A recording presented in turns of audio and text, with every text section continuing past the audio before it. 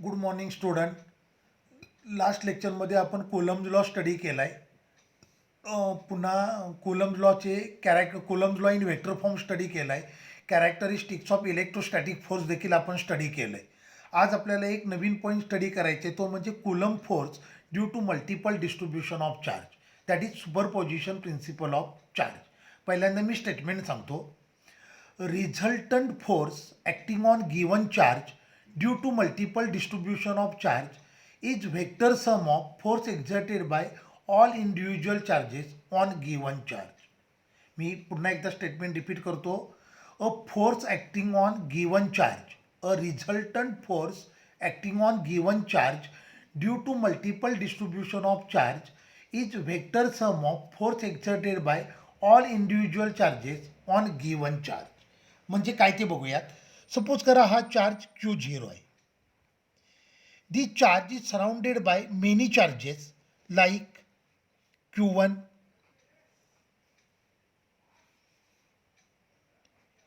Q2, हा लास्टवाला charge Qn. Okay. आता Q1 आणि Q0 दोन्ही सिमिलर चार्ज आहेत. सो Q1 Q0ला रिपेल करेल इन दिस डिरेक्शन. बरोबर आहे. हा आला force F01, force acting on Q0 due to Q1. हा Q2 आणि Q1 हे देखील सिमिलर चार्ज आहेत. सो Q2 Q1ला रिपेल करेल इन दिस डिरेक्शन. हा आला vector F02, force exerted by charge Q2 on Q0. हा लास्ट चार्ज Qn आणि Q0 हे देखील सिमिलर चार्ज आहेत. मग Qn Q0ला रिपेल करेल. सो Qn Q0ला या डिरेक्शनला रिपेल करेल. हा फोर्स आला 0n, force acting on Q0 due to Q1. हे डिस्टन्स सपोज करा R1, हे डिस्टन्स R2, हे डिस्टन्स Rn. Q1 हा चार्ज Q0 पासून किती डिस्टन्सवर आहे? At a distance R1. Q2 हा चार्ज आहे ॲट अ डिस्टन्स R2 आणि Qn हा चार्ज आहे at a distance Rn. Unit vector draw करूयात. हा झाला unit vector 10, unit vector drawn from first charge to Q0. हा झाला unit vector R20, unit vector drawn from second charge to Q0. हा झाला unit vector R cap N0, unit vector drawn from Qn to Q0 according to Coulomb's law. आता force find करूयात. According to Coulomb's law, force acting on first charge on Q0, force exerted by charge Q0 on force exerted by charge Q1 on Q0, किंवा असं म्हणूयात force acting on charge Q0 due to Q1. F01 is equal to येणार 1/4πε0 Q1 upon R1 square into हे आलं R10 cap. तुम्हाला मी मागच्या लेक्चरमध्ये सांगितलं आहे, ज्या डिरेक्शनला फोर्स असेल स्टॅक डिरेक्शनचा युनिट व्हेक्टर घ्यायचा. मग फोर्सची डिरेक्शन टुवर्ड्स लेफ्ट आहे तर युनिट व्हेक्टर पण टुवर्ड्स लेफ्ट यायला पाहिजे. Force acting on Q0 due to second charge F02 is equal to हे आलं 1/4πε0 Q2 upon R2 square into R20 cap. बरोबर आहे. हा सेकंड चार्जनं Q0वर एक्झर्ट केलेला force. In similar way force exerted by last charge on Q0, vector F0n is equal to हे आलं 1/4πε0. एक मिनिट, इथे Q1 Q0 पाहिजे, Q2 Q0 पाहिजे. हां, कारण आपला coulombs लॉचा formula 1/4πε0 Q1 Q2 upon R² असतो. ओके. 1/4πε0 हे आलं Qn Q0 upon R N square आणि या डिरेक्शनचा युनिट वेक्टर आला आर एन झिरो कॅप. तर हे फोर्स एक्झर्ट केलेत by all individual charges on Q zero. लक्षात आलं काय? हे फोर्स जे इंडिव्हिज्युअल चार्ज आपण कन्सिडर केलेत त्या चार्जनी क्यू झिरोवर एक्झर्ट केलेले फोर्स आहेत. मग according to superposition principle resultant force acting on given charge, resultant force acting on Q zero is nothing but vector addition of force exerted by all charges on Q zero.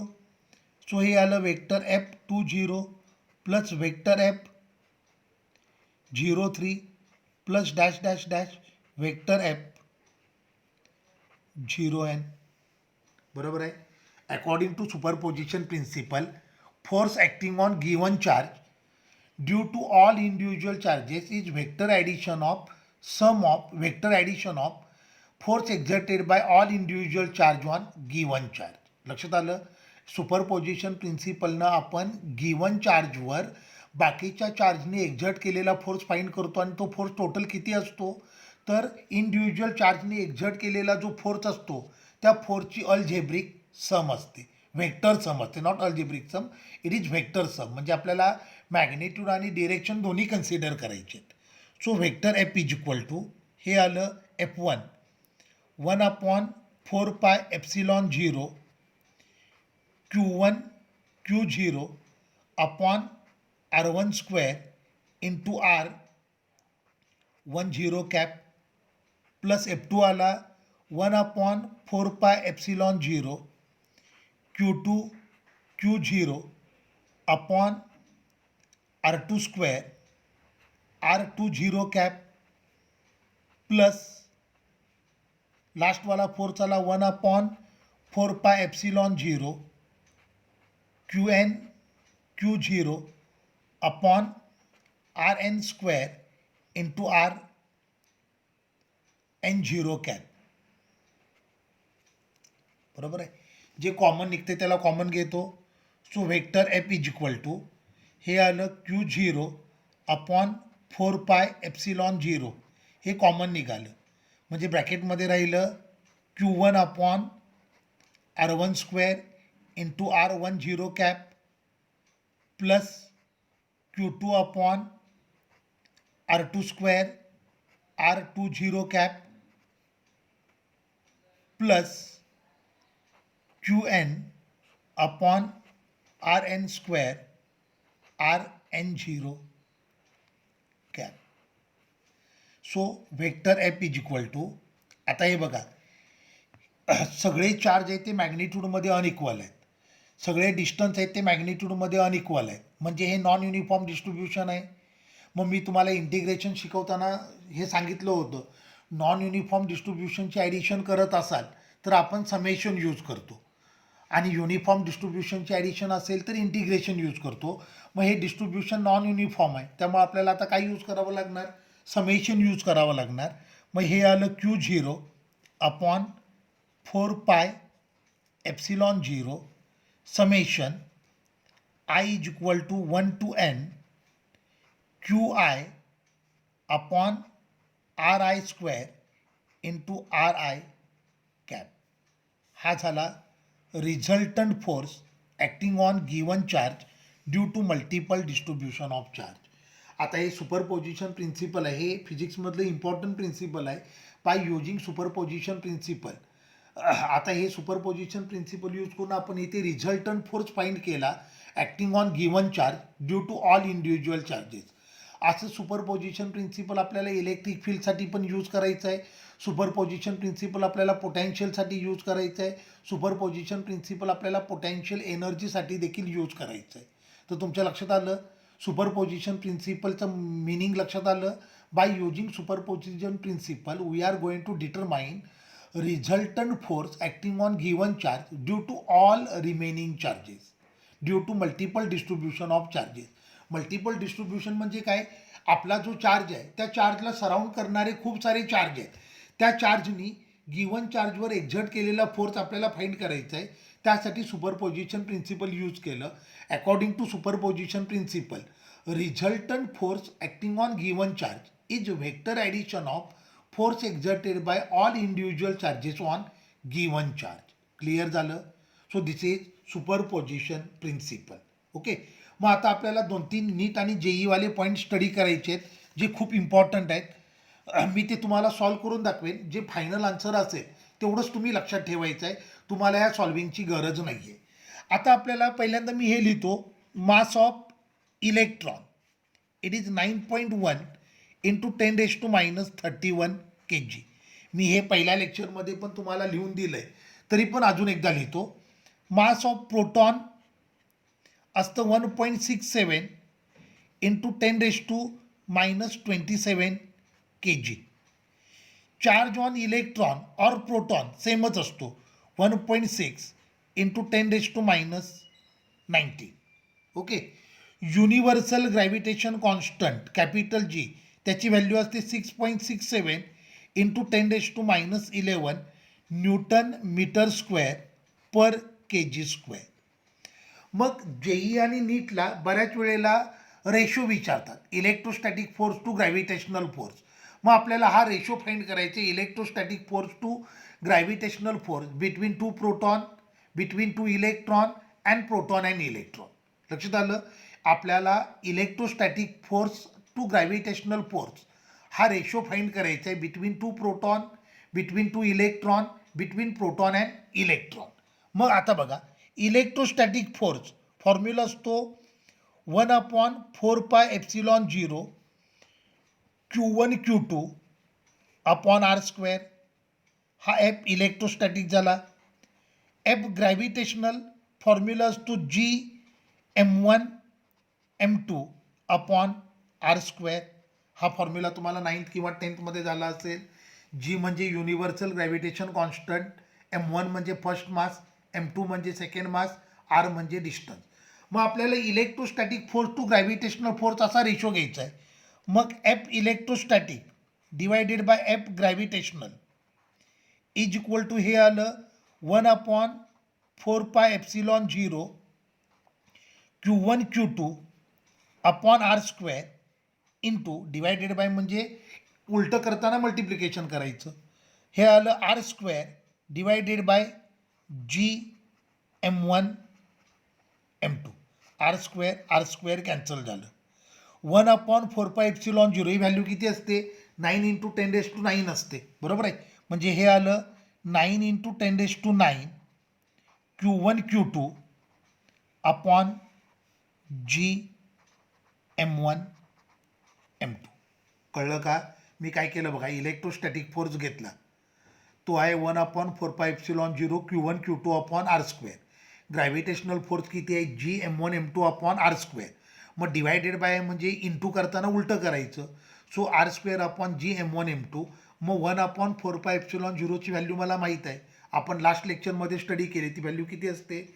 9 into 10⁹ असते.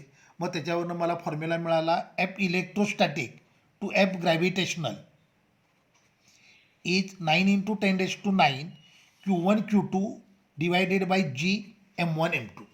मग electrostatic to gravitational force ratio find करूया for two electron.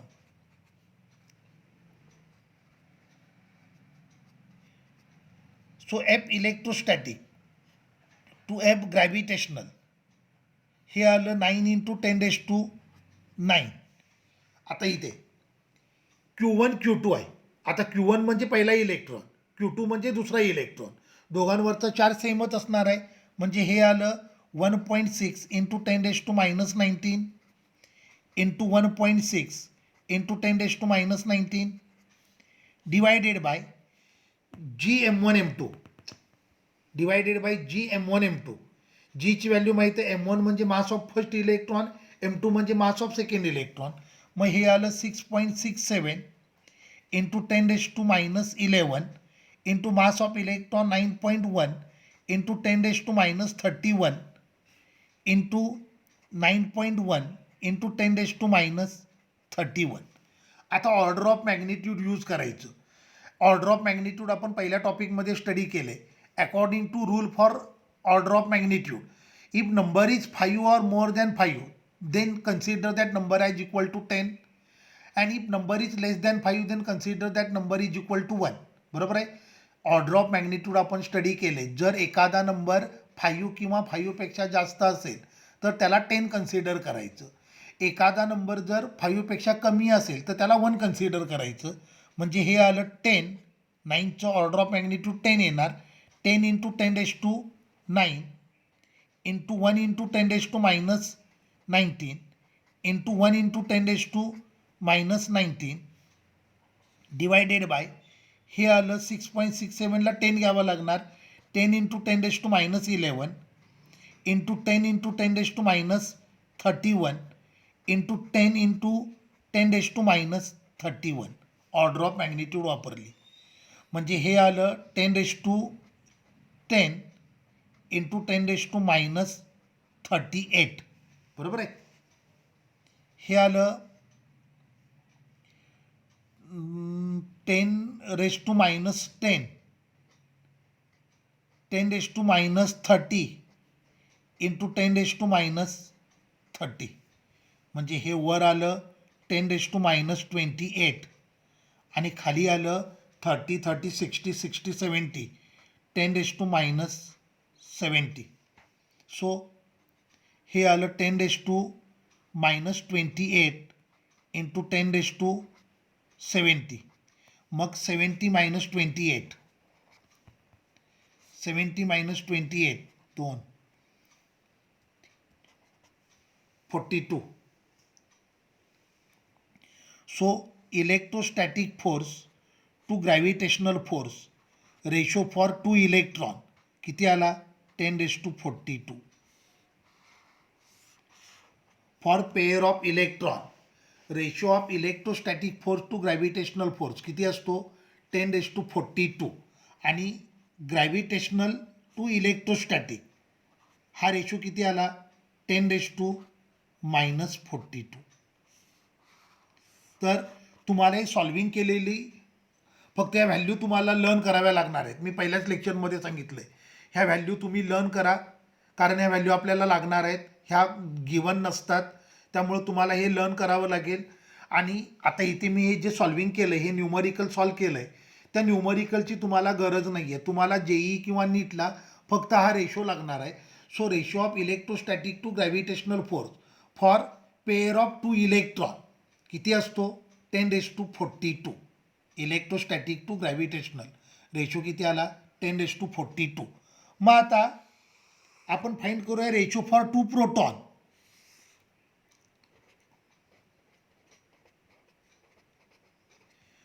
F electrostatic upon F gravitational is equal to हे आलं 9 into 10⁻9. इलेक्ट्रॉनवरचा charge आणि प्रोटॉनवरचा charge सेमच असतो. मग Q1 Q2 हे किती आलं 1.6 into 10⁻19 into 1.6 into 10⁻19 divided by G असतो 6.67 इंटू 10⁻11 इंटू प्रोटॉनचं mass 1.67 into 10⁻27 into 1.67 into 10⁻27. Order of magnitude वापरतो म्हणजे हे आलं 10 into 10⁻9 into 1 into 10⁻19 into 1 into 10⁻19 divided by 6.67 म्हणजे 10 झालं. 10 इंटू 10⁻11 इंटू 1.67 म्हणजे 1 झालं. 1 इंटू 10⁻27 इंटू 1 इंटू 10⁻27 म्हणजे हे आलं 10⁻10 इंटू 10⁻38 डिवायडेड बाय हे आलं 10⁻10. बरोबर आहे. आणि हे आलं इंटू 10⁻54. सो हे आलं 10⁻28 डिवायडेड बाय 10⁻64 म्हणजे हे आलं 10⁻28 इंटू 10⁻64. मग 64 - 28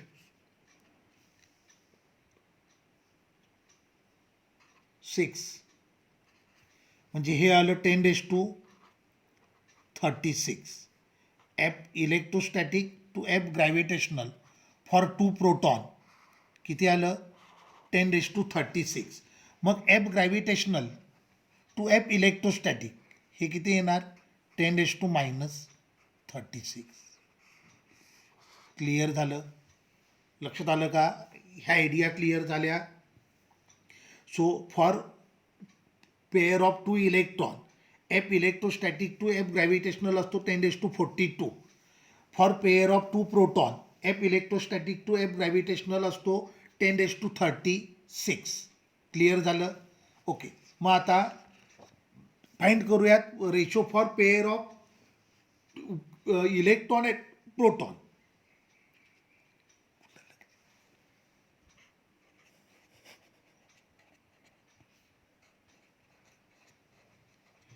electron and proton.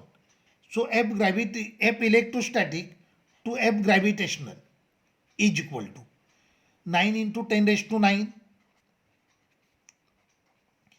into Q1 Q2. Q1 म्हणजे चार्ज ऑन प्रोटॉन, Q2 म्हणजे charge on electron.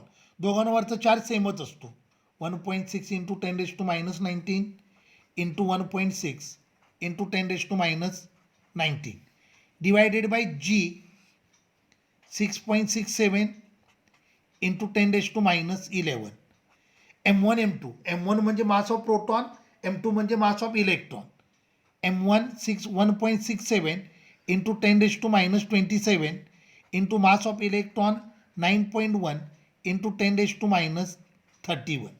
Order of magnitude वापरूयात.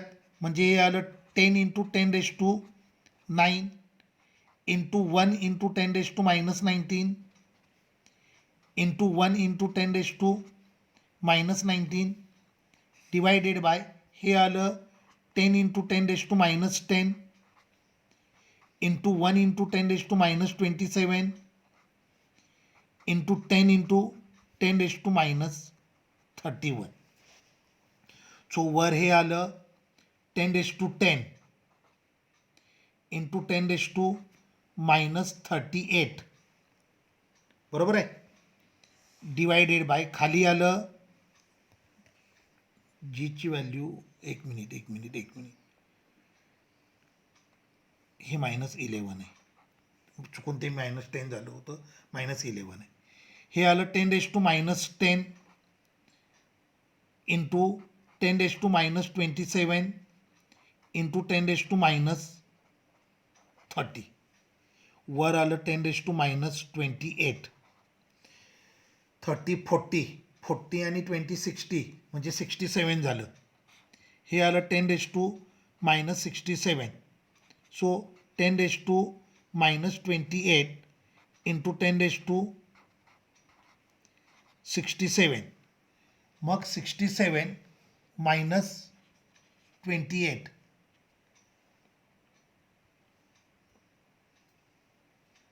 9 म्हणजे हे आलं 10⁻39. So for pair of proton and electron ratio of electrostatic to gravitational force it is 10⁻39 आणि gravitation to electrostatic हा ratio आला 10⁻39.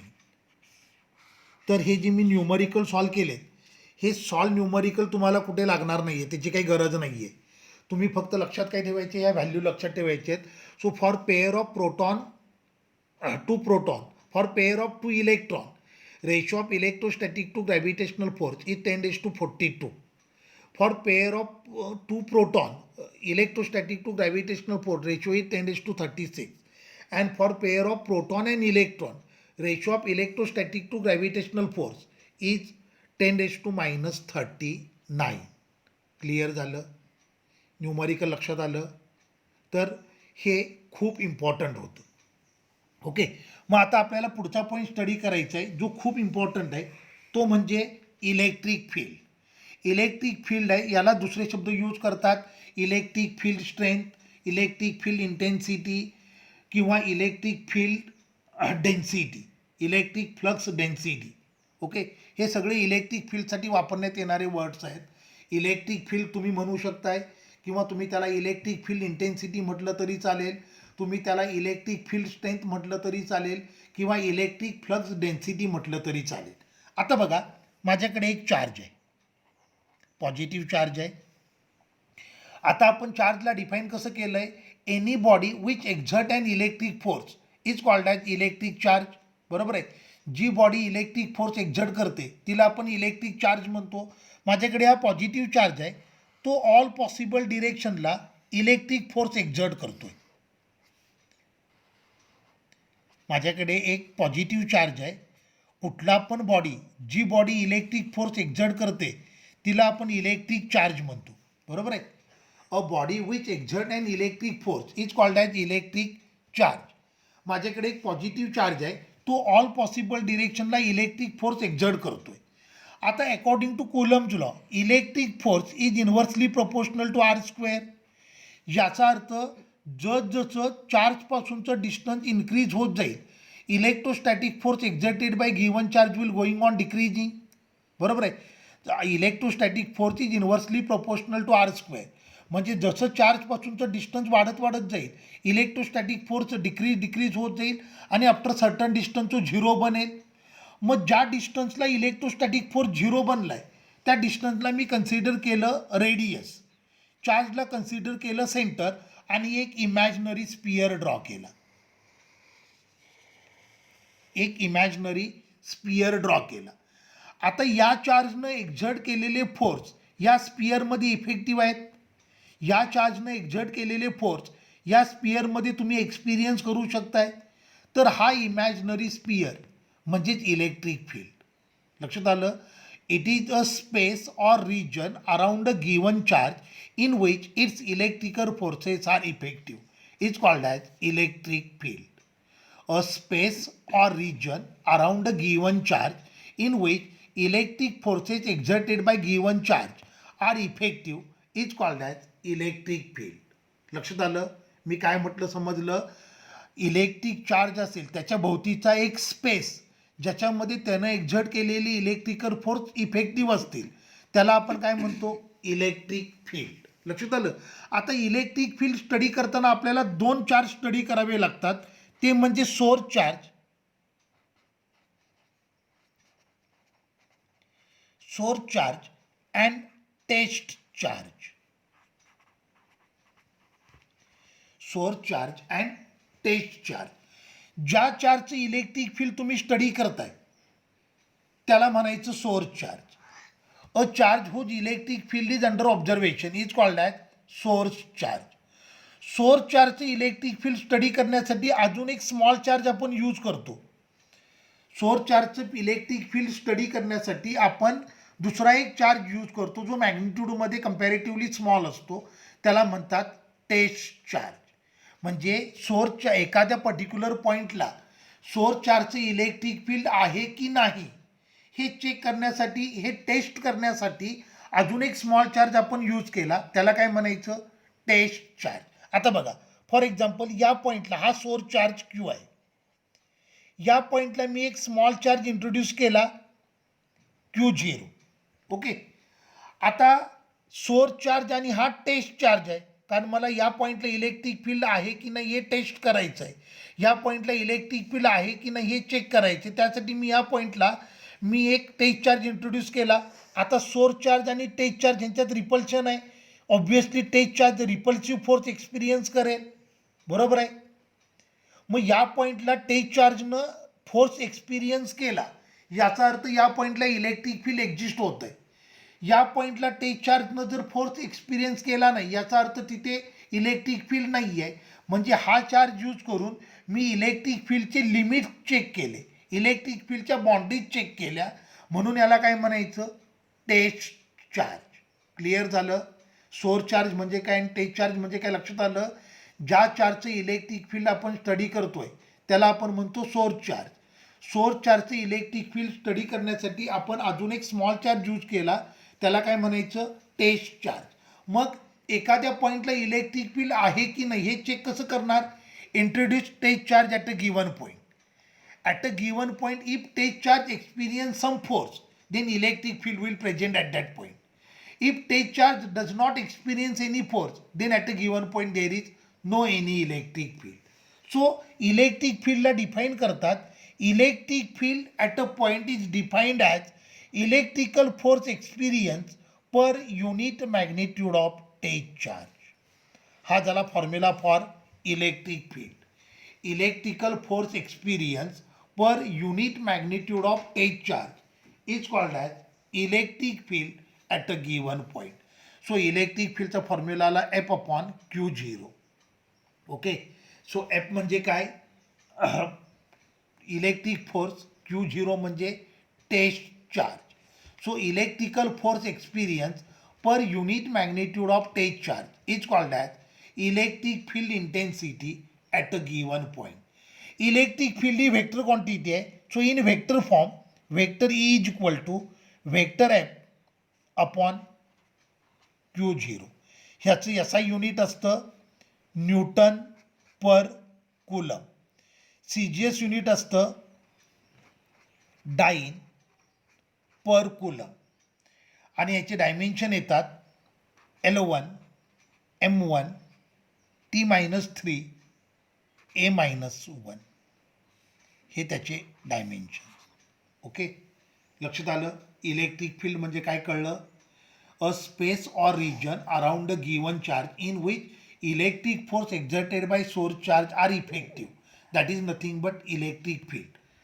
Clear झालं. सोर्स चार्ज म्हणजे काय, टेक चार्ज म्हणजे काय, क्लिअर झालं. ठीक आहे, तर आजच्या पुरतं एवढं सफिशियंट आहे. नेक्स्ट लेक्चरमध्ये आपल्याला इलेक्ट्रिक फील्ड लाईन्स आणि त्यांच्या प्रॉपर्टी स्टडी करायचे. टिल देन थांबूयात.